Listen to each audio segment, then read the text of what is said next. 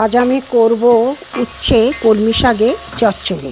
প্রথমে দেখুন, খুব ভালো লাগে বন্ধুরা এই গরম ভাতে উচ্ছে শাকের চচ্চড়ি। প্রথম পাতে একটু তেতো হলেই ভালোই হয়।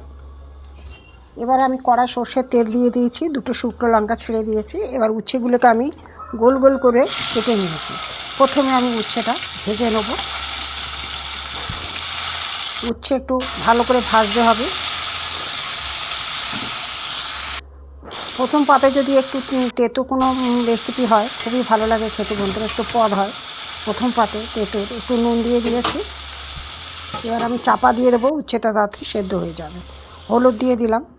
এবার কলমি শাক একদম সরু করে ছোট ছোট করে কেটে নিয়েছি মিহি করে। এবার আমি উচ্ছের মধ্যে দিয়ে দেবো। কচি কলমি শাক মাঠের থেকে তুলে এনেছি বন্ধুরা, নিয়ে এসে একটু নাড়াচাড়া করে নেবো। খুবই ভালো লাগে বন্ধুরা, এইভাবে করে খাবেন। কলমি শাক এমনি পেঁয়াজ দিয়ে ভাজা খাওয়া হয়, কিন্তু উচ্ছে দিয়ে একবার এইভাবে করে খাবেন, খুব ভালো লাগে খেতে। এবার আমি একটুখানি চাপা দেবো, ঢাকা দেবো। ঢাকাটা খুলে দেখলাম একদম সুন্দর হয়েছে কলমি।